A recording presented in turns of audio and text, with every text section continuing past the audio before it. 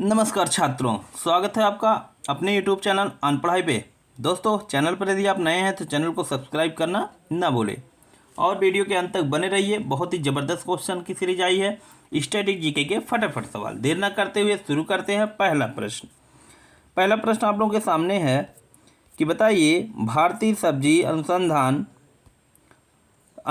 संस्थान कहाँ स्थित है। पहला सवाल, भारतीय सब्जी अनुसंधान संस्थान कहाँ स्थित है, तो इसका सही जवाब हो जाएगा वाराणसी। कहाँ पर सही, तो वाराणसी एकदम सही जवाब हो जाएगा।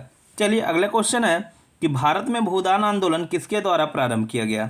तो भारत में भूदान आंदोलन जो है वो विनोबा भावे द्वारा। किसके द्वारा दोस्तों, विनोबा भावे द्वारा। ठीक है ना। चलिए नेक्स्ट क्वेश्चन की तरफ चलते हैं। नेक्स्ट क्वेश्चन आप लोगों के सामने है, केंद्र सरकार की बहुप्रतीक्षित उज्ज्वला योजना की टैगलाइन क्या है। बताइए उज्ज्वला योजना की टैगलाइन क्या है दोस्तों, पूछा जा रहा है। तो इसका सही जवाब हो जाएगा कि स्वच्छ ईंधन बेहतर जीवन। क्या है इसकी टैगलाइन, स्वच्छ ईंधन बेहतर जीवन। ठीक है ना। चलिए नेक्स्ट क्वेश्चन है, परमाणु ऊर्जा एजेंसी का मुख्यालय कहाँ स्थित है। तो इसका सही जवाब बताइए आप लोग कि परमाणु ऊर्जा एजेंसी का मुख्यालय कहाँ स्थित है। तो सही जवाब हो जाएगा वियना में। कहाँ पर स्थित है, वियना में। चलिए आगे बढ़ते हैं, अगले क्वेश्चन की तरफ चलते हैं। अगला क्वेश्चन आप लोगों के सामने है, मेमोरी का सबसे छोटा मात्रक बताइए। बहुत बार पूछा गया है कंप्यूटर से संबंधित प्रश्न आप लोगों के सामने कि मेमोरी का सबसे छोटा मात्रक। तो मेमोरी का सबसे छोटा मात्रक है साथियों किलोबाइट। क्या नाम है उसका, किलोबाइट। ठीक है ना। मेमोरी का सबसे छोटा मात्रक है केबी या किलो मात्रक जिसे कहते हैं। अगला क्वेश्चन बहुत बार पूछा गया कि अमलगम क्या होता है। बताइए अमलगम में किसका मिश्रण होता है। तो आपको मैं बता देना चाहता हूं कि जब पारा और जस्ता, क्या पारा और जस्ता को मिलाया जाता है तो अमलगम बनता है। अमलगम क्या है, तो पारा और जस्ता का मिश्रण है। चलिए आगे बढ़ते हैं। अगला प्रश्न आप लोगों के लिए कि झूलती मीनारों वाली एक मस्जिद भारत के किस शहर में स्थित है। प्रश्न पूछता है कि झूलती मीनारों वाली एक मस्जिद भारत के किस शहर में स्थित है। तो सही जवाब बताइए क्या हो जाएगा इसका। तो इसका सही जवाब हो जाएगा अहमदाबाद। कहाँ पर स्थित है, तो अहमदाबाद में स्थित है।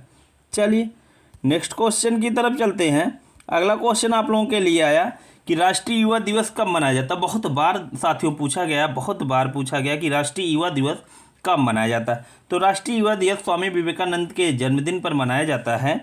और कब मनाया जाता है तो आपको बता दूं 12 जनवरी को। 12 जनवरी को राष्ट्रीय युवा दिवस मनाया जाता है। अगला क्वेश्चन है कि जाटों के रहने की जगह क्या कही जाती है। बताइए जाटों के रहने की जो जगह होती है उसे क्या कहा जाता है। तो उसको कहा जाता है गूढ़ा। क्या कहा जाता है, उसे गूढ़ा कहा जाता है। चलिए अगला प्रश्न आप लोगों के लिए है कि हिंदू सोशल ऑर्गेनाइजेशन पुस्तक के लेखक कौन है। बताइए सही जवाब। पुस्तक से संबंधित प्रश्न है, बहुत बार पूछा गया है कि हिंदू सोशल ऑर्गेनाइजेशन पुस्तक के लेखक कौन है। साथियों यदि चैनल पर यदि आप नए हो तो चैनल को सब्सक्राइब जरूर करिएगा और अपने दोस्तों भाई बहनों को यहाँ इस वीडियो को शेयर जरूर करिए और वीडियो अच्छा लग रहा तो लाइक और कमेंट करते रहिए।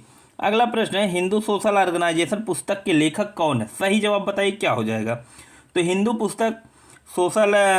सोशल ऑर्गेनाइजेशन पुस्तक है, इसके लेखक का नाम है दोस्तों पंडारी नाथ यच प्रभु।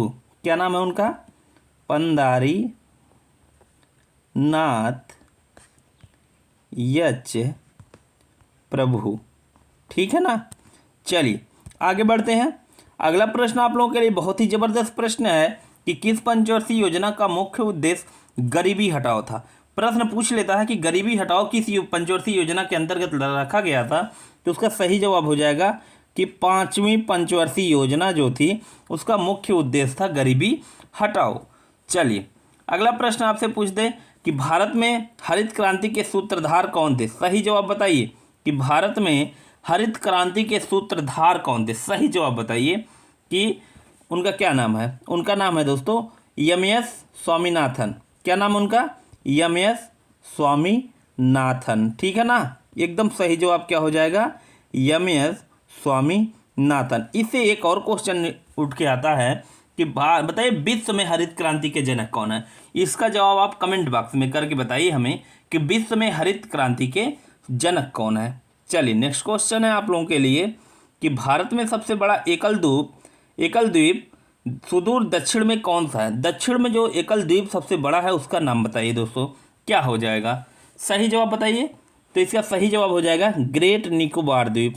क्या हो जाएगा, ग्रेट निकोबार द्वीप। सही जवाब आपका हो जाएगा ग्रेट निकोबार द्वीप, एकदम सही जवाब माना जाएगा।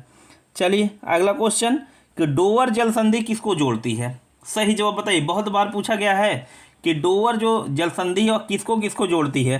तो इसका सही जवाब हो जाएगा वह इंग्लिश, किसको, इंग्लिश चैनल को, किसको साथियों, इंग्लिश चैनल को, और किसको जोड़ती है, उत्तरी सागर, ठीक है ना।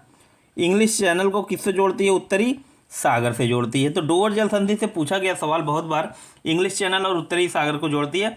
अगर प्रश्न घुमा दे कि इंग्लिश चैनल और उत्तरी सागर को कौन सी जल संधि के द्वारा जोड़ा जाता है, तो 4 विकल्प में आपका दिया रहेगा डोवर जल संधि, तो आपका क्या हो जाएगा, एकदम सही जवाब होगा। चलिए आगे बढ़ते हैं। अगला प्रश्न आप लोगों के लिए है कि किस सागर का जल सर्वाधिक खारा है। बताइए, सही जवाब बताइए, कौन से सागर का जल सर्वाधिक खारा है। तो एकदम सही जवाब आपका हो जा रहा है मृत सागर का। कौन से सागर का, मृत सागर का। अगला प्रश्न आप लोगों के लिए कि प्रसिद्ध विरूपाक्ष मंदिर कहाँ स्थित है। सही जवाब बताइए एकदम, क्या हो जाएगा कि प्रसिद्ध विरूपाक्ष का जो मंदिर है कहाँ पर स्थित है। तो इसका सही जवाब हो जाएगा हम्पी में। कहाँ पर, हम्पी में, एकदम सही जवाब। हम्पी में विरूपाक्ष मंदिर स्थित है। चलिए आगे बताइए कि अगला प्रश्न 17वां प्रश्न आप लोगों के लिए, राजस्थान के माउंट आबू में प्रसिद्ध दिलवाड़ा मंदिर किसने बनवाया था। ये बताइए अब कि दिलवाड़ा मंदिर किसने बनवाया था। आप लोग बताइए इस सवाल का जवाब बताइए दोस्तों कि जो माउंट आबू, राजस्थान के माउंट आबू में प्रसिद्ध दिलवाड़ा मंदिर है वो उसका निर्माण किसने कराया था। इसका सही जवाब हो जाएगा बिमल शाह ने। किसने कराया था, बिमल शाह ने, एकदम सही जवाब। चलिए आगे बढ़ते हैं। अगला क्वेश्चन आप लोगों के लिए है कि सर्वप्रथम अंग्रेजों ने 1773 में कहाँ पर अस्थायी बंदोबस्त व्यवस्था लागू की। एक क्वेश्चन का जवाब यही निकल गया कि अस्थायी बंदोबस्त कब शुरू गई, 1773 में शुरू की गई थी। और ये पूछ रहा है कि कहाँ से लागू की गई थी। तो इसका सही जवाब बताइए आप लोग कि कहाँ से लागू की गई, पूछ रहा है कि सर्वप्रथम अंग्रेजों ने 1773 में कहाँ पर अंतर्राष्ट्रीय अस्थायी व्यवस्था लागू की है। सही जवाब बताइए इसका क्या होगा। तो इसका सही जवाब हो जाएगा बंगाल। कहाँ पर, बंगाल, एकदम सही जवाब होगा। चलिए अगला क्वेश्चन 19वां प्रश्न है कि 1 रुपये के नोट पर किसके हस्ताक्षर होते हैं। जैसे नोटों पर गवर्नर के हस्ताक्षर, आरबीआई के, या वित्त मंत्री के, किसके। तो सही जवाब इसका हो जाएगा कि वित्त मंत्री। किसका हस्ताक्षर होता है, 1 रुपये के नोट पे ध्यान रखिएगा वित्त मंत्री का हस्ताक्षर होता है। किसका हस्ताक्षर होता है, वित्त मंत्री। और नोटों पर आप देखेंगे तो आरबीआई के गवर्नर का हस्ताक्षर देखने को मिलेगा। चलिए अगले प्रश्न है कि जल को 0 डिग्री सेल्सियस से 4 डिग्री सेल्सियस तक गर्म किए जाने पर इसके आयतन में क्या प्रभाव पड़ता है। बताइए कि आयतन घटेगा, आयतन बढ़ेगा, या क्या होगा। बताइए, सही जवाब बताइए। तो इसका आयतन जो होता है क्या होता है, घटता है। जब जल को 0 डिग्री सेल्सियस से 4 डिग्री सेल्सियस पर ले जाएंगे तो जल का आयतन क्या होता है, घट जाता है। ये क्वेश्चन का जवाब आप दीजिए कि जल का घनत्व जो होता है कितने डिग्री सेल्सियस पर अधिकतम होता है। बहुत बार पूछा गया है, आप कमेंट करके बताइए कि जल का जो घनत्व है सबसे अधिक कितने डिग्री सेल्सियस पर होता है। चलिए नेक्स्ट क्वेश्चन की तरफ चलते हैं। अगला क्वेश्चन आप लोगों के लिए है कि विषाणु की खोज किसने की। सही जवाब बताइए कि विषाणु की खोज किसने की थी। तो इसका सही जवाब हो जाएगा इवानोव्स्की ने। किसने की थी, इवानोव्स्की ने, ठीक है ना। चलिए दीक्षा पोर्टल क्या है, 22वां प्रश्न का उत्तर दीजिए कि दीक्षा पोर्टल क्या है। तो आपको मैं बता देना चाहता हूँ कि दीक्षा पोर्टल जो है यह एक ई लर्निंग ऐप है। क्या है, ई लर्निंग ऐप है, ठीक है ना। सही जवाब ये है। अगला प्रश्न भारत का कला भवन संग्रहालय कहाँ अवस्थित है? बताइए, बहुत बार पूछा गया कि भारत का कला भवन संग्रहालय जो है कहाँ पर स्थित है। तो एकदम इसका सही जवाब हो जाएगा उत्तर प्रदेश के वाराणसी जिले में। कहाँ पर? उत्तर प्रदेश के वाराणसी जिले में क्या है? भारत का कला भवन संग्रहालय अवस्थित है। चलिए नेक्स्ट क्वेश्चन की तरफ चलते हैं कि विद्युत शक्ति की इकाई क्या है? बताइए, विद्युत शक्ति का मात्रक या इकाई क्या होता है? बहुत बार पूछा गया है। इसका मात्रक क्या होता है? वाट होता है। ठीक है ना साथियों। चलिए अगला प्रश्न है, जंतु व्यवहार के अध्ययन को क्या कहते हैं? बताइए, जंतु के व्यवहार से संबंधित जो अध्ययन आप करते हो इसको क्या कहा जाता है? तो इसका सही जवाब क्या हो जाएगा? ईथोलॉजी। क्या कहा जाता है? ईथोलॉजी। ईथोलॉजी का संबंध किससे है? तो जंतु व्यवहार के अध्ययन से है। चलिए नेक्स्ट क्वेश्चन की तरफ बढ़ते हैं। 26वां प्रश्न आप लोगों के सामने, 1757 ईस्वी में प्लासी के युद्ध में सिराजुद्दौला के साथ किसने विश्वासघात किया? आपको पता है कि 1757 का जो प्लासी का युद्ध लड़ा गया था उसमें सिराजुद्दौला के साथ एक उसके बहुत ही विश्वास पात्र ने क्या कर दिया था? विश्वासघात किया था। तो उसका सही जवाब क्या हो जाएगा? उसका सही जवाब हो जाएगा दोस्तों मीर जाफर। मीर जाफर ने क्या किया था? सिराजुद्दौला के साथ धोखा कर दिया था प्लासी के युद्ध में। अगला प्रश्न, भारत के किस प्रदेश की सीमाएं 3 देशों से क्रम से नेपाल, भूटान एवं चीन के साथ मिलती हैं? कौन सा ऐसा प्रदेश है, कौन सा ऐसा राज्य है जिसकी 3 सीमाएं 3 देशों से घिरी हुई, 3 देशों को स्पर्श करती हैं? तो उसका सही जवाब हो जाएगा सिक्किम। सिक्किम एक ऐसा राज्य है जो 3 देशों की अंतर्राष्ट्रीय सीमा को क्या करता है? साझा करता है साथियों। चलिए आगे बढ़ते हैं, अगला प्रश्न देखते हैं। अगला प्रश्न, वायुमंडल में प्रकाश के विसरण का क्या कारण है? वायुमंडल में प्रकाश के विसरण का क्या कारण है? तो एकदम सही जवाब होगा, ऑप्शन में मिलेगा आपको धूल कण। एकदम क्या हो जाएगा? यही सही जवाब माना जाएगा। चलिए नेक्स्ट क्वेश्चन आप लोगों के सामने है कि सिलिकोसिस है। बताइए सिलिकोसिस क्या है? ये पूछ रहा है क्या है ये बताइए। तो मैं आपको बता दूं कि सिलिकोसिस जो है ये फेफड़े से संबंधित बीमारी है। किससे संबंधित बीमारी है?